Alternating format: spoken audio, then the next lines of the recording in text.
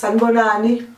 Isihloko esikhuluma ngaso namhlanje engicela ukuthi nisilalele njengoba sikhuluma nje. Sikhuluma ngabantwana abasuke bezelwe bembethe. Ngoba kunalabantwana abazala bembethe kodwa uthola ukuthi ngesinye isikhathi abazali babo abazi ngenxa ukuthi abantwana babatholele ezibhedlela.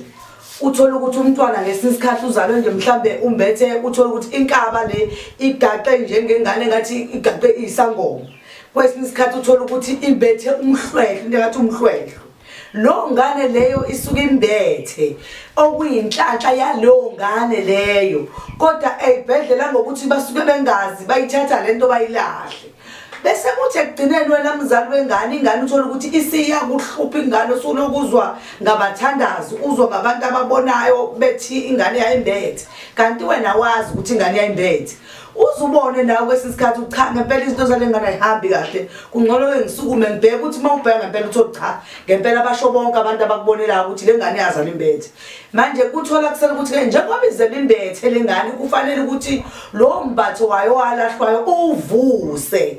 Kufanele kusho ukuthi uthenge wena imbuzi njengomzali ngesikhathi uthenga imbuzi emhlophe uzovusa lo membatho walengane ukuze inhlanhla zayo ingane zibuye zibe sesimweni ngoba uthola ukuthi kwesikhathi kwamsebenzi ayiwutholi yonke into ethi yayenza ayilungi ngenxa yokuthi kwalahleka lengubo ayifike nayo imbathiswe yona.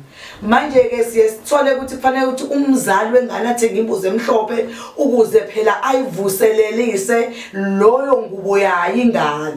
Siyaye ke sithi ma isithengiwe lo mbuzi ke usho ukuthi bese ihlatshwa ke bese yenziwa ke ngemniningwane yakhona phela ekutheni ivuka ingubo yomntwana ukuze inhlanhla zengane lezi ezalahleka naleya ngubo yayo zibe seziyavuka zibuyele esimweni.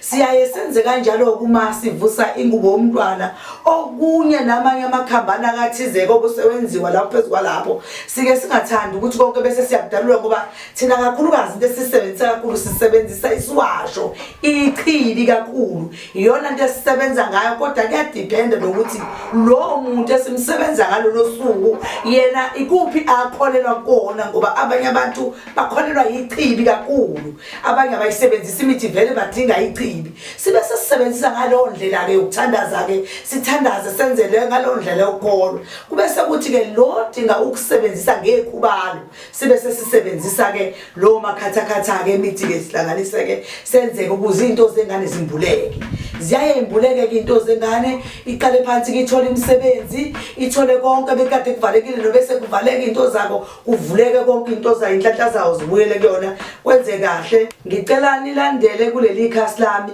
ngoba ziningi izinto engisazozenza ngithumelele zona ngifuna ukuthi nizibone ezifundisayo neziyalayo ubuke njengoba nako lokho esikhuluma ngako namhlanje mhlawumbe ungathola ukuthi wena nomunye bengakwazi ukuthi kuye kwenzeka into ezikanjalo kodwa namhlanje usungathola ukuthi usuzwile ukuthi kunezinto ezike zenzeke ngalendlela ukuthi ke kulahleke inhlanhla zomntwana osuke zelwe nazo. Siyabonga kakhulu.